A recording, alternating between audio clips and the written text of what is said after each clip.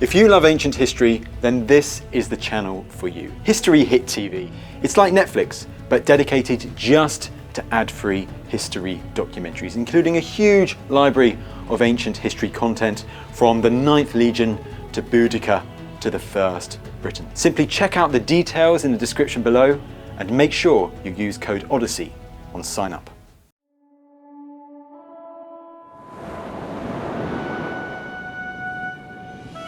Over 2,000 years ago, the first great European capital cities rose around the shores of the Mediterranean.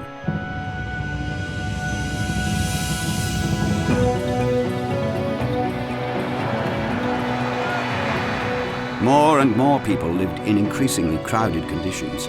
The arts, commerce, and sciences flourished. Struggling for power and influence, these cities tried to outshine each other by erecting magnificent buildings.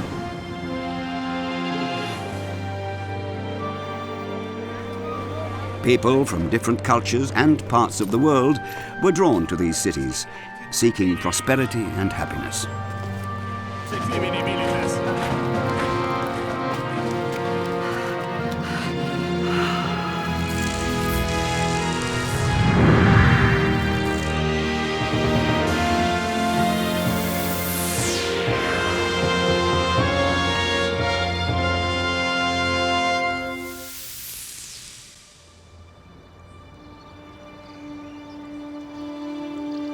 The incomparable rise of Athens began 500 years before the birth of Christ.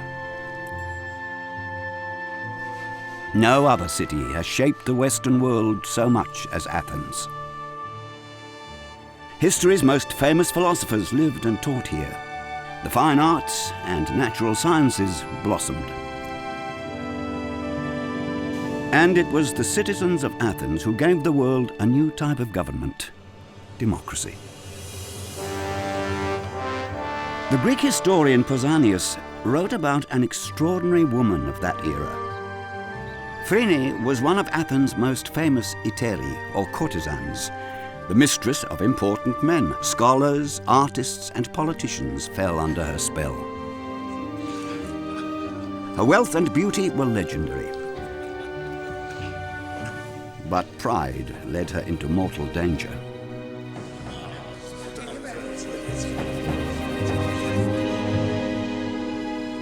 Phryne angered the gods, but it was mortals who would judge her.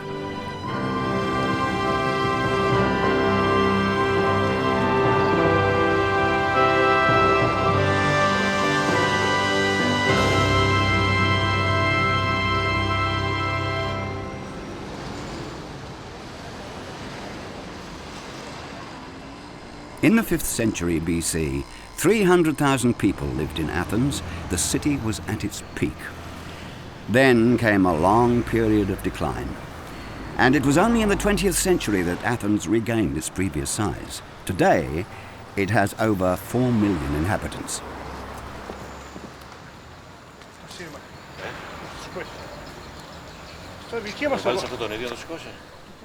It's just after sunrise. Architect Nikos Tokonidis is expecting a special delivery.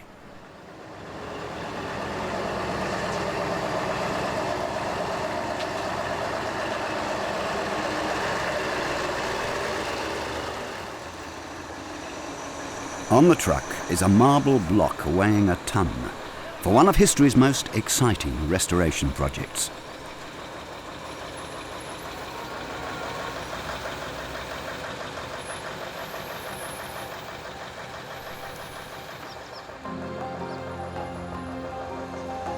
It has to be hoisted 150 meters up the rocky slope of the Acropolis, or citadel, which was the impregnable center of ancient Athens.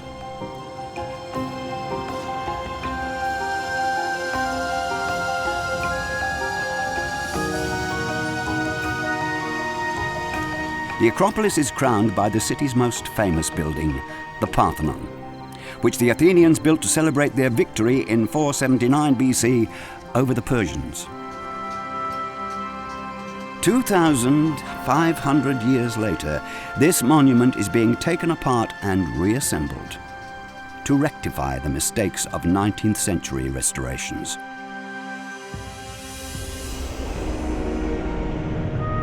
The Parthenon was the most outstanding building of its time.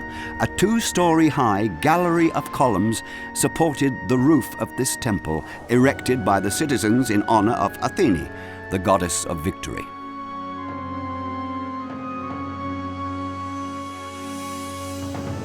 In the huge entrance hall stood her statue, 12 meters high, decorated with gold and ivory.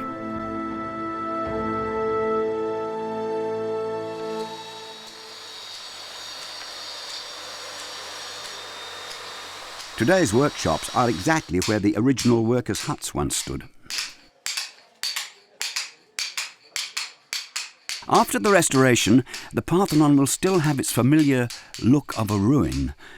The approach is to repair or complete the damaged parts and to use newly sculpted marble blocks only when absolutely necessary.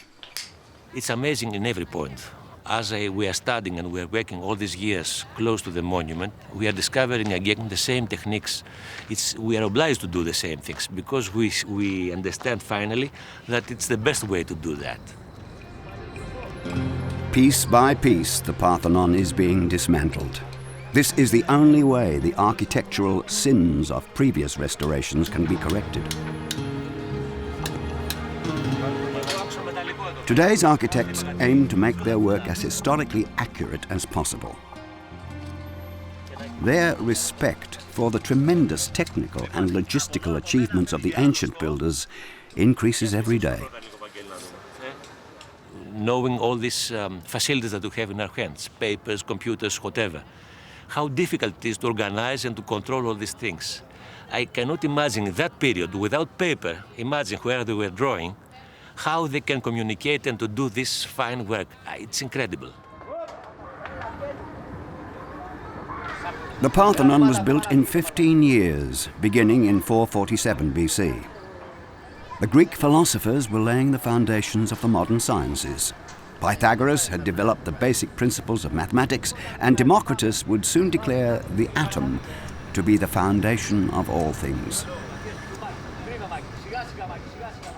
The Parthenon is proof of the superb building techniques of the ancient Greeks. The sides of these columns are tapered. If extended, the sides would eventually meet at a point several kilometers in the sky. So none of the columns is truly vertical. Yet they are all executed precisely to the millimeter. Every stone has secrets, let's say, from the architectural point of view. And the proportions are special, and also there are other things about the function, the real function of the building. How it's penetrating the water, for instance. The curvature of the floor, probably it's one of these reasons. The material that they use to connect the blocks between them, the metal elements I mean, the technique is similar than the metal work of the Saracenian swords, for instance.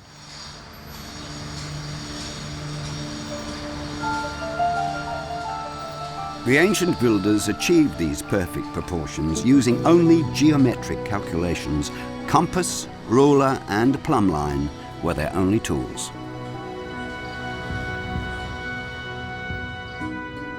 While the Acropolis was the place to honor democracy with magnificent monuments, it was put into practice at the foot of the hill in the Agora.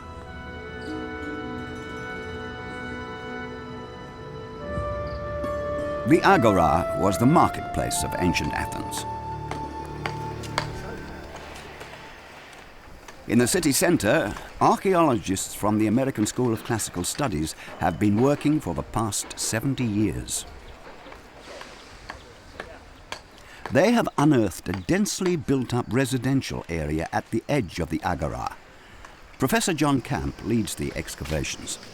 The purpose of the excavations is to uncover the center of ancient Athens, that is where the public life took place.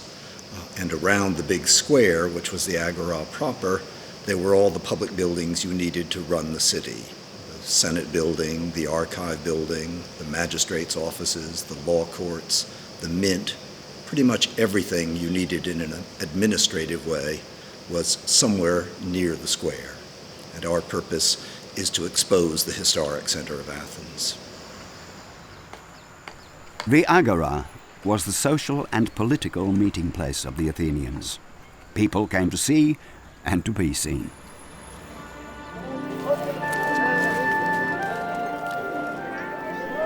The history of Phryne begins on the Agora.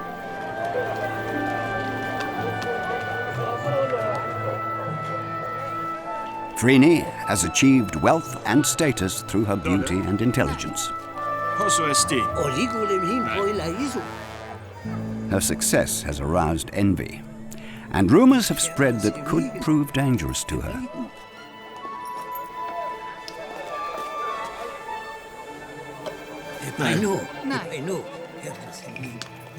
Phryne is used to curiosity, but she has no inkling of the scandal that is brewing. She's being accused of a capital offense, blasphemy.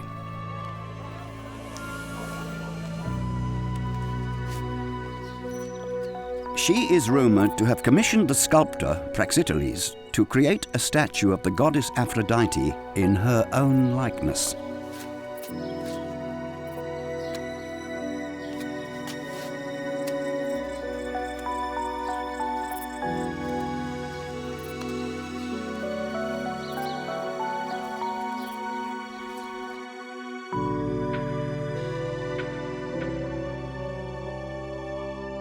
The representation of nude bodies or even erotic scenes was not frowned upon by ancient Athenians. But for an Hetera to be portrayed as the goddess of beauty would surely bring divine wrath upon the city.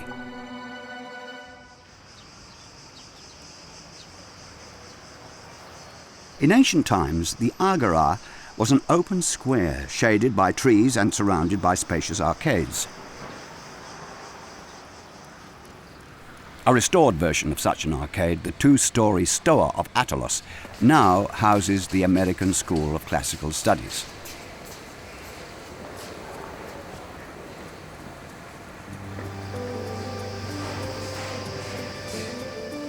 Here, in the shade, the Athenian merchants had their stalls, and citizens gathered to exchange news and gossip.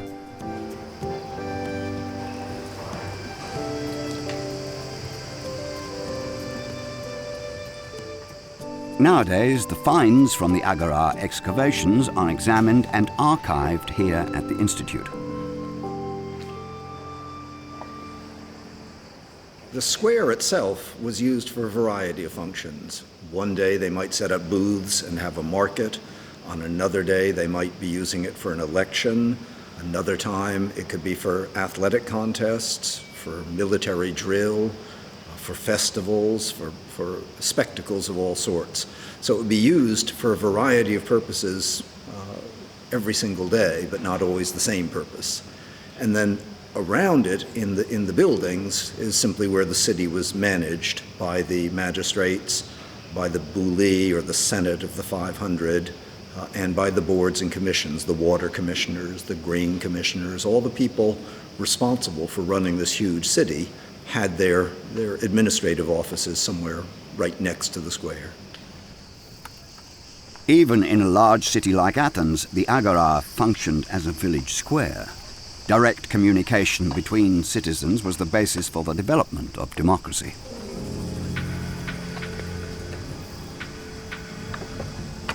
The archaeologists have found a deep well at the edge of the Agora.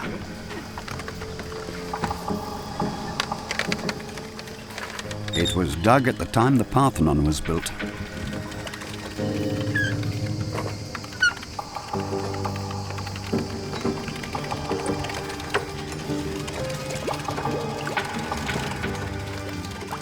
Professor Camp's team has been studying this well for 3 years now. They are gradually getting an idea of what this site may once have looked like.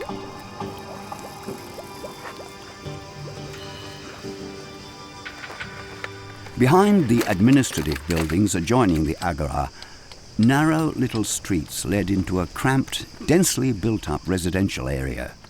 Here lived the common citizens, close to the place that contributed so significantly to the development of democracy. While there were certainly very rich houses and elegant villas, most of the houses we have near the Agora are very poor and not very comfortable. They have clay floors. Their rooms are centered around a courtyard, which would have provided some light and air, but they would have been very dark from our point of view, very badly furnished, probably not too many windows because no way of closing them off and still letting the light in.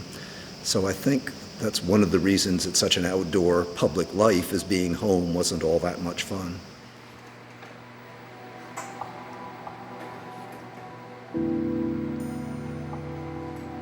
The artifacts are analysed and classified in the Institute's laboratory.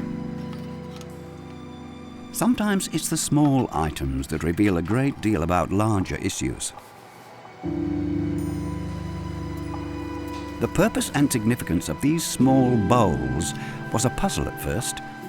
They were found near the hearth in the dwellings of humble Athenians, alongside the burnt bones of small animals.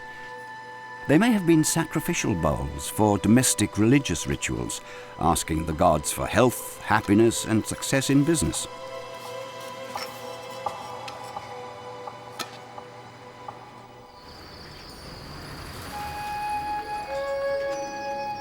Religion played a large part in Athenian daily life. The visible proof of that was the Parthenon. An elaborate frieze that once crowned the Parthenon illustrates the Athenians' relationship with their gods. It was originally painted, but the colours wore away long ago. The frieze shows the magnificent annual procession of the Athenians to the Acropolis in honour of their patron, Athene. The Panathenea was a colourful procession up the steep hill, where charioteers demonstrated their skill at manoeuvring their nimble chariots. Venerable elders accompanied the procession.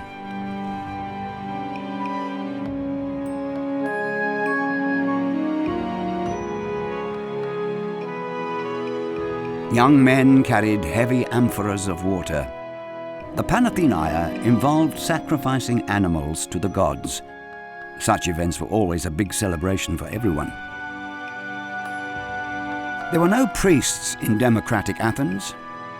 Athenians related to their gods in a relaxed and confident way.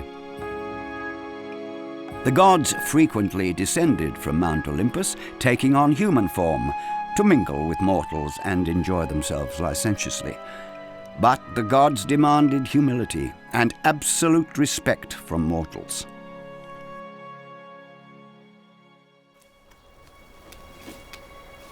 The Athenians know that Praxiteles is working on a statue of Aphrodite, the goddess of beauty. And the rumours actually seem to be true. Phryne is the model for the image of the goddess.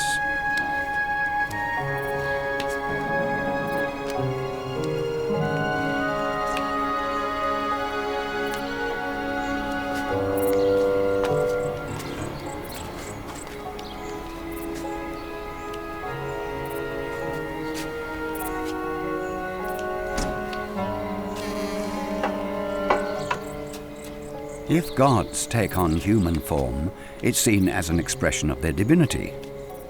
But for a mortal woman to allow herself to be represented as a goddess is a crime.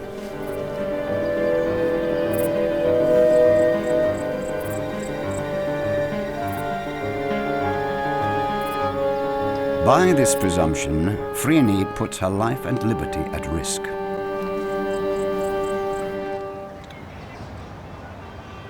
In Athens, the well-to-do citizens were the chief patrons of artists such as Praxiteles. It was considered good form to support the arts. Greek culture flourished thanks to this spirit of patronage. Even today, the art of ancient Athens provides people with a livelihood. Reproductions of antique art objects are sold all over the world.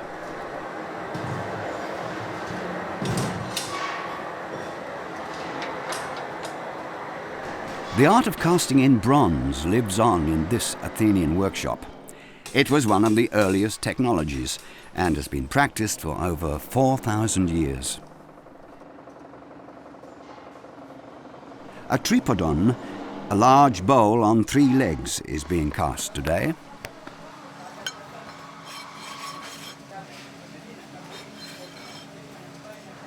A new mould is made for every casting, and each of the many individual parts requires a separate mould.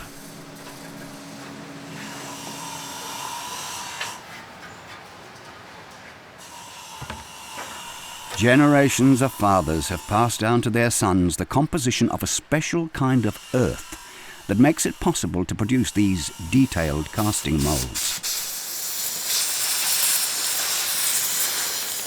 Έχουμε μάθει αυτή τη δουλειά από παππούδες πολλές γενές, από παππούδους στον πατέρα, ο πατέρας στο γιο και ούτω καθεξής.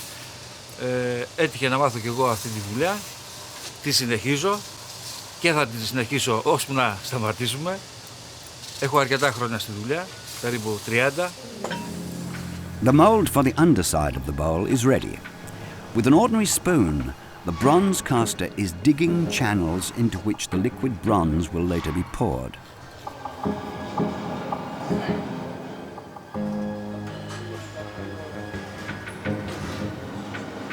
The inside of the bowl is decorated with delicate reliefs.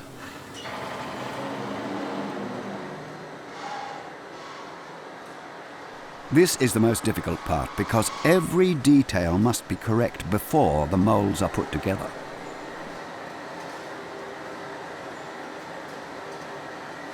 The bronze has been heated for over 2 hours.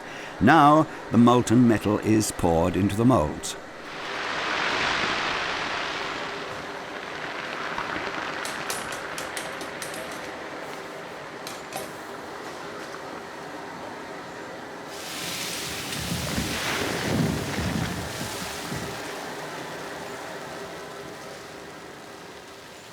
Από το μικρότερο μέχρι το μεγαλύτερο. Το τυπώνεις και δεν ξέρεις στο τέλος αν θα σου βγει.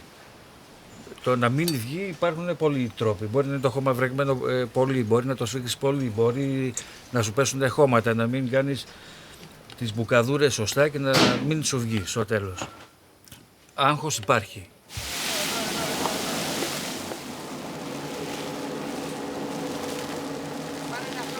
Opening the earth mould destroys it. Now we will see if the cast has been successful. Piece by piece, the foundry workers lift the separate parts out of the steaming moulds. There is still a great deal of delicate work to be done before the tripodon is completed.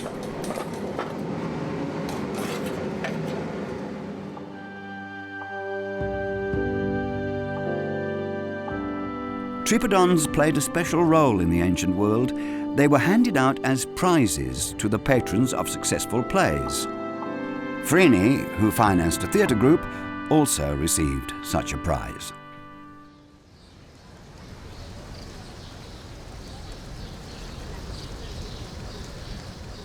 The tripodons were placed on high stone pedestals in public view, lining the street leading to the theatre, which is still called Tripodon Street.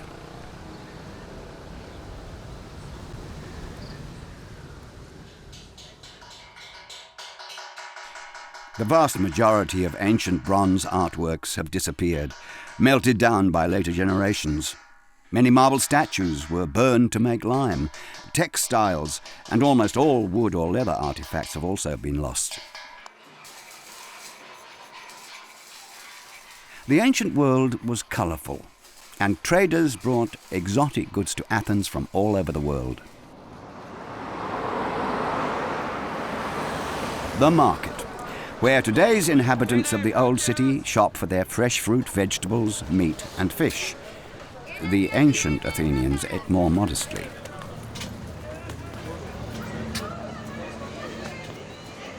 Very few could afford meat. Poorer people ate it only when an animal was sacrificed for a special festival. Small animals were kept in the house and supplied milk and eggs.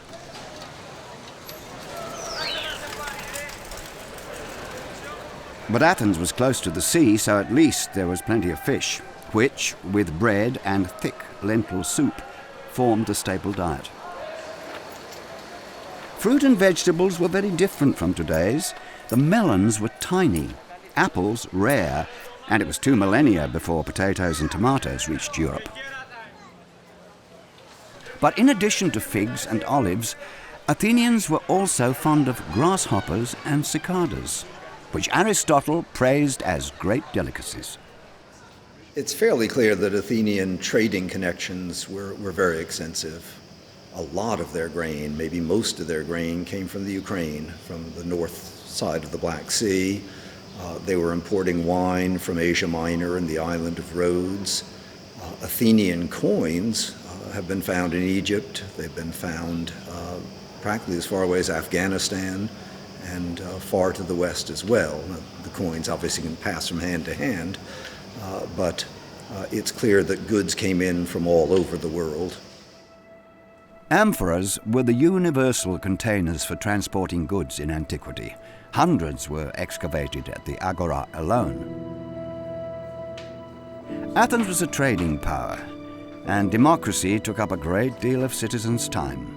But no one would lose money by taking part in political decisions. The potter who made these amphoras also received money when he went to vote.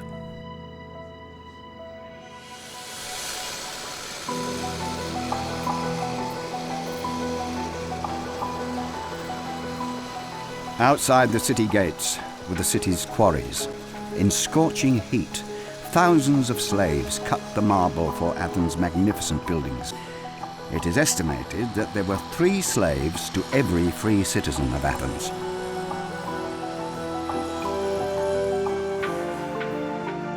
Today, the marble used to reconstruct the Parthenon is cut by a handful of workers using heavy equipment.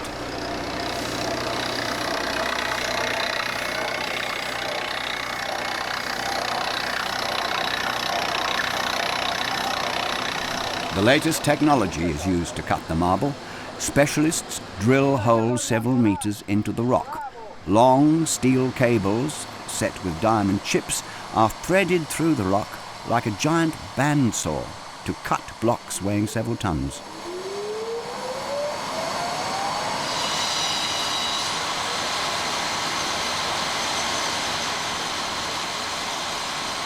But the ancient methods of getting marble for buildings, such as the Parthenon, have not been lost either.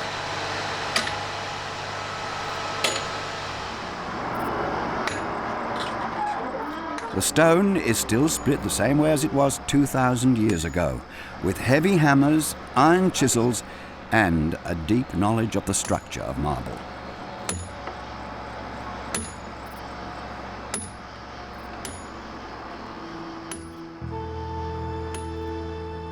The gigantic blocks had to be transported many kilometers to the Acropolis. Carts, pulled by several teams of oxen, hauled the huge loads. And while in the city, splendid monuments were being erected to the glory of democracy, in the quarries, those at the bottom of society were slaving under the most inhumane conditions. Slavery was certainly a fact of daily life, and it's, I think, more a question of manpower than anything. But when we look at the records for the buildings on the Acropolis, we find that free Athenians, Greeks from other city-states, and slaves all worked on the building together, all doing exactly the same jobs, and all being paid a daily wage. And the lot of a slave varied tremendously. At the bottom end of the scale, they worked in the silver mines, and their lives must have been very hard and very short. There were slaves who were public servants, like accountants, whose lives were not too bad. And some slaves even ran some of the major banks in Athens. Slavery was taken completely for granted, even in the enlightened democracy of Athens. While Athenian citizens were primarily concerned with politics, slaves guaranteed the commercial success of the city.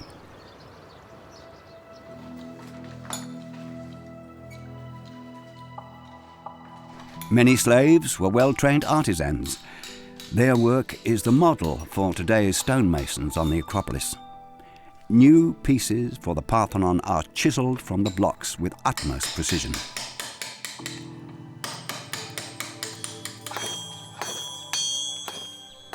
When the chisels become blunt, the blacksmith provides new sharp tools.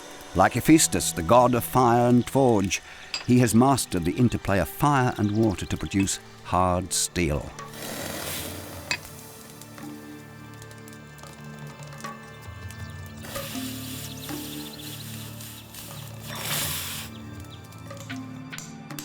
The finest tools for the best stonemasons in Greece.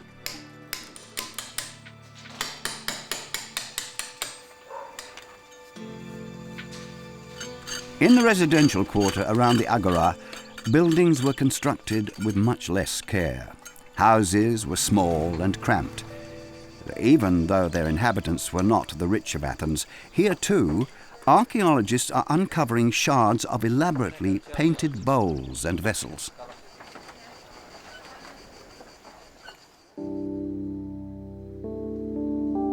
When restored, they provide an impressive image of Greek daily life.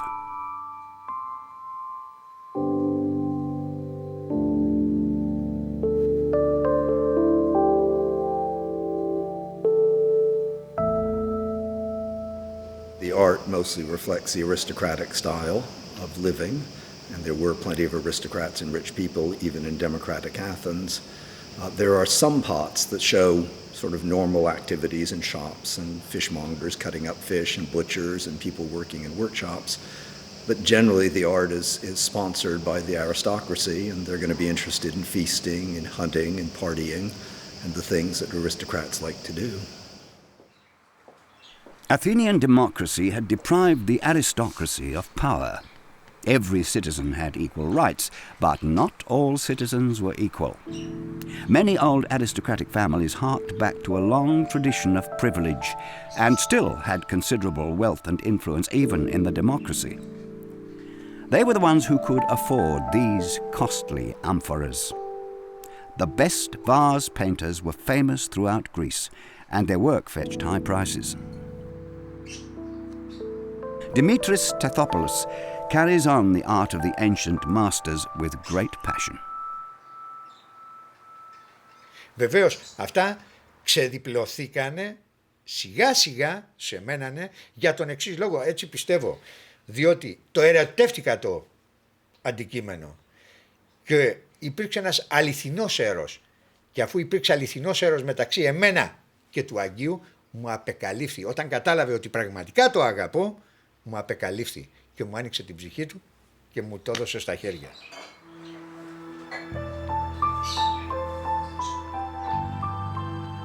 The secret lies in the paint.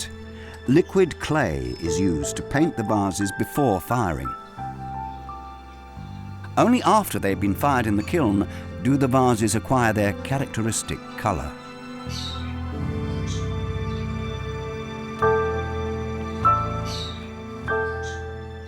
But it isn't just the artistic or technical aspects of the painter's work that matter to him.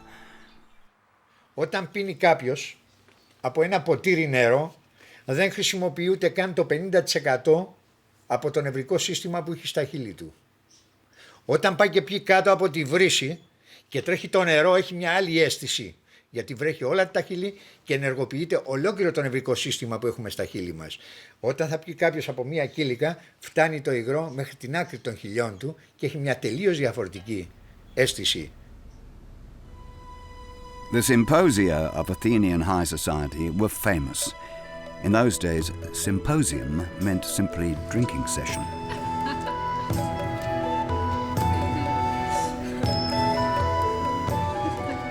Rich Athenians attended lavish feasts with music and dancing. The symposia hosted by Phryne were legendary. Her guests were philosophers, artists, and politicians.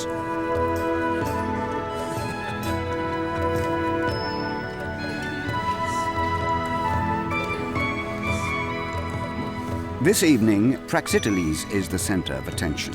He has announced that he will soon unveil his statue of Aphrodite.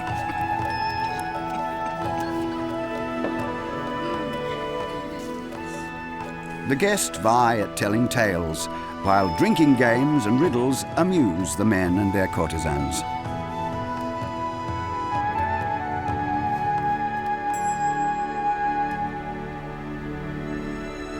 In the course of the evening, the drinking bowls reveal their secret. Με τους σχηματισμούς που μπορεί να κάνει μέσα το νερό ή το κρασί που έχει, η ζωγραφική που υπάρχει μέσα είτε αναφέρεται σε θεούς, είτε αναφέρεται σε ερωτικές πράξεις, είτε αναφέρεται σε αθλητισμό κτλ. Κινείται και έχει μια αίσθηση επαφής με το Θεό ή με οποιαδήποτε παράσταση έχει μέσα. Συν της άλλης, αυτές οι μεγάλες κήλικες μπορούσε κανείς να πιει σχεδόν ξαπλωμένος, γιατί αυτοί συνήθως καθόντουσαν επάνω σε ανάκλητρα, τα οποία ήταν μισοξαπλωμένος και πίνανε κατά αυτόν τον τρόπο. Ενώ ο Ινοχώος έβαζε το κρασί, όπως αυτός ήταν ξαπλωμένος, έπινε. But this evening, Phryne's symposium is disrupted.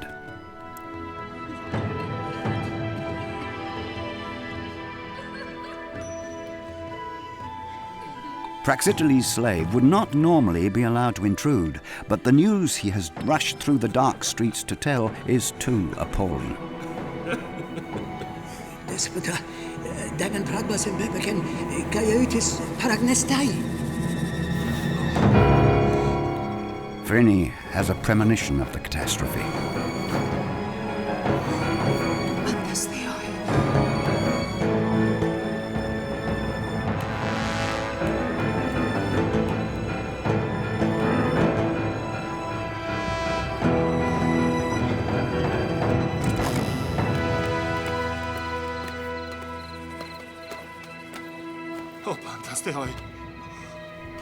At the studio, their worst fears are confirmed.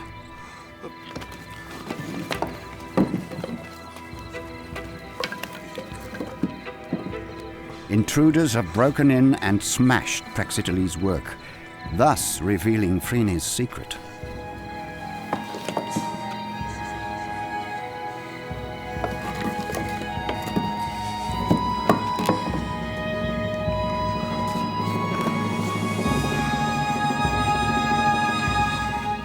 Now the whole city knows that Phryne intended to create the image of a goddess in her own likeness. No mortal has ever dared do this.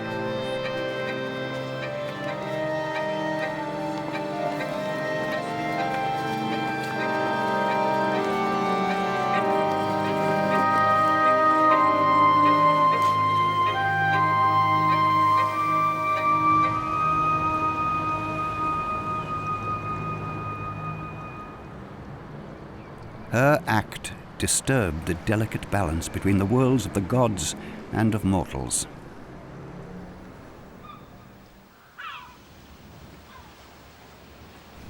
To ensure the continued benevolence of the gods on Mount Olympus, the Athenians established holy places throughout their realm. They honored more than their patron Athene. The temple at Cape Sunion was dedicated to Poseidon, the god of the sea, who protected shipping and trade with the colonies. Athens had established commercial links from Sicily to the Black Sea. There were even Greek settlements in Egypt.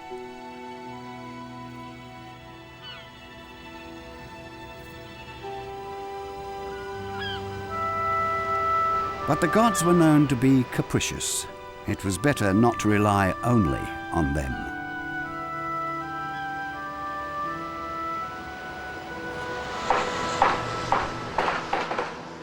To safeguard their influence and repel enemies, Athens maintained an enormous navy.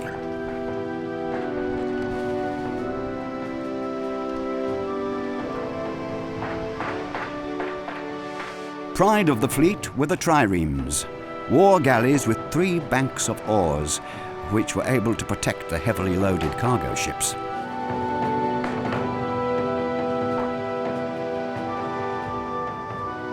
In the harbour at Piraeus, 200 of these ships were waiting to be deployed. One of the civic duties of Athenians was to crew these dreaded warships. Fully mobilized, the Athenian fleet required 40,000 oarsmen. While the rich could pay for the upkeep of the fleet and send their slaves to sea, the poor had no choice but to do the rowing themselves.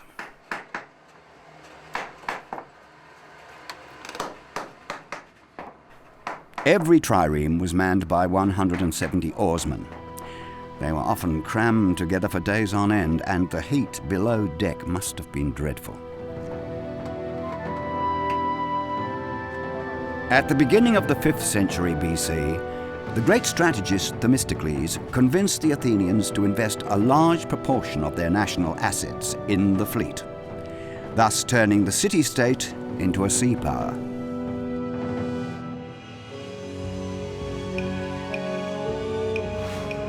For a few decades, Athens dominated the eastern Mediterranean and the numerous Greek city-states. But soon, the old conflicts broke out again, and Greece became embroiled in seemingly endless wars once more. Warfare was virtually a yearly occurrence, and these are citizen armies, so that virtually everybody must have fought quite frequently. They were all eligible for military duty from age 18 to 59. They had large land armies, and they had those huge fleets that required tens of thousands of rowers. So I think most Athenians experienced war several times in the course of their lives. It's done seasonally, that is to say, if you're a farmer, you're going to tend your fields first and then go fight your neighbor when you're not trying to get in your crop. But it was a part of daily life, no question.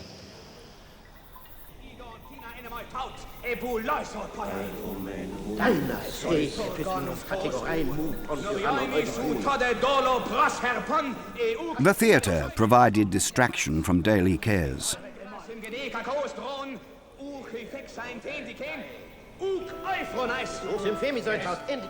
Under the guardianship of merry Dionysus, the god of wine, playwrights pilloried, often coarsely, the abuses prevalent in their society. Dignitaries and politicians in their seats of honor were often the targets of this public mockery.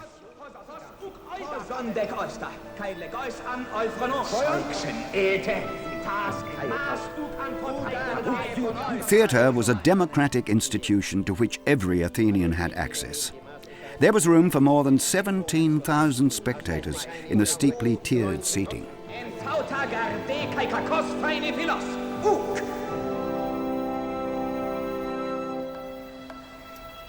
Political decisions were made on the Pnyx, the place of the People's Assembly, an inconspicuous open space within sight of the Acropolis.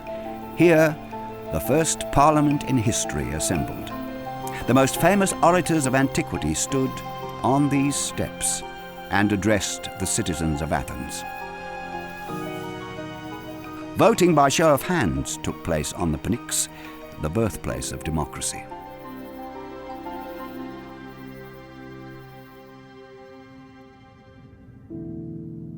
Athenians lived in an information society. Every citizen was obliged to learn to read and write. During the excavations at the Agora alone, thousands of inscriptions on stone were uncovered, public appeals, information for citizens, or funerary inscriptions like this stela.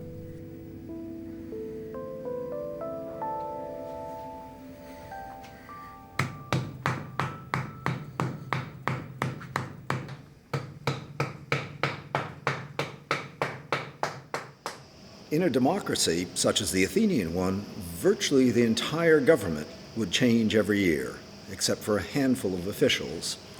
And that means you need very, very good record keeping, because not all the projects are going to stop in a year, and somebody has to keep track of the money. So you have to say how much money you got when you became the grain commissioner, how you spent that money, and how much money you passed on the following year to the next grain commissioner.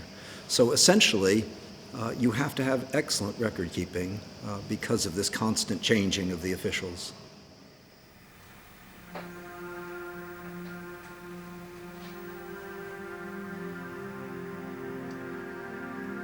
The Greek script has not changed in more than 2,000 years. This stela was erected in memory of a young woman whose name is immortalized here beside her husband's. No other culture has left behind so much written evidence as Athens. So we know that Phryne did actually live. However, whether the details of her story are truth or fiction is still in doubt. The court of Athens is in session. Phryne appears, flanked by her lawyer Eperitus, and is met by her accuser. Blasphemious enkos!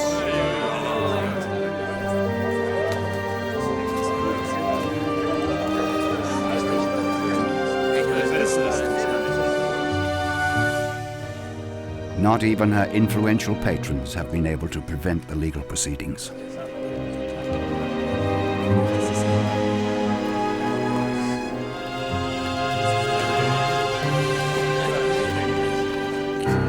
Opinion in the city has turned against the famous courtesan. If the jury finds her guilty, she faces the threat of banishment, slavery, or even death.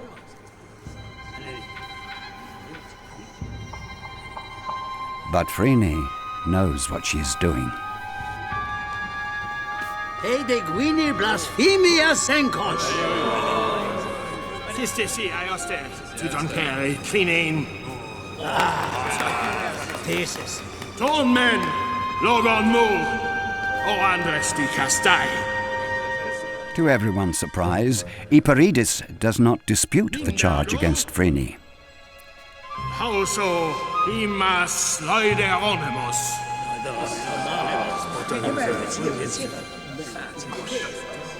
Then she herself provides the proof that her beauty is worthy of a goddess.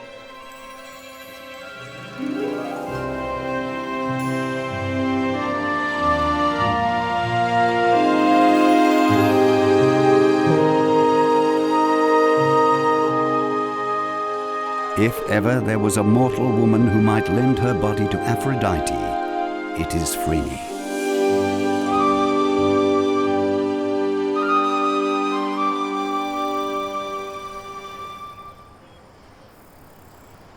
The independent judicial system was one of the greatest achievements of Athenian democracy. Citizens had no obligation to any ruler or god, only to themselves. A demonstration of this is the Propeller, which is also being restored.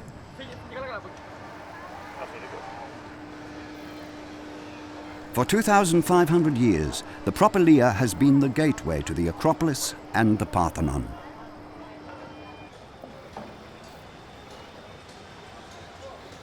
Like the Parthenon, the Propeller is being renovated in a historically accurate way. To this end, every stone is being removed, cleaned of old mortar, and restored.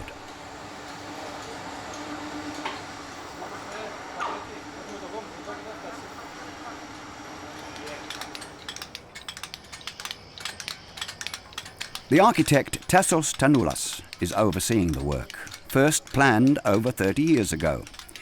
His interests extend beyond architecture. For him, the Propeller is a symbol of Athenian democracy.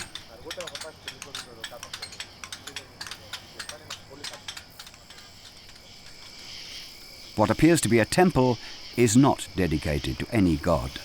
Rather, it is a place of leisure for the citizens of Athens. The Propeller is par excellence a secular building. I mean, and this is a new idea in the ancient Greek architecture. This is a building which was meant for the people. It had benches all around, all along the walls of the porches and the central building, and also the rooms of the wings which were never built, or the Pinakotheki, which still is a room. They were meant for sacrificial meals, so they were for the people to enter them and to enjoy their architecture and luxury. So there was a temple's luxury in a secular building.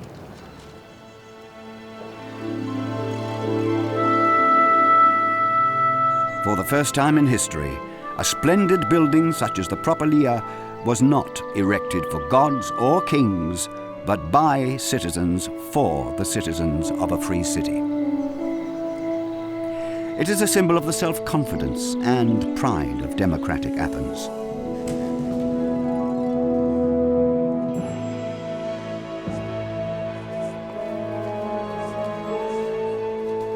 Phryne has been acquitted, and Praxiteles can now complete the statue to praise and honor Aphrodite. The historian Pausanias reports that the goddess was flattered by Phryne's beauty, and the gods were reconciled with Athens. Though the original is lost, the statue is thought to be the first significant nude of a woman ever sculpted.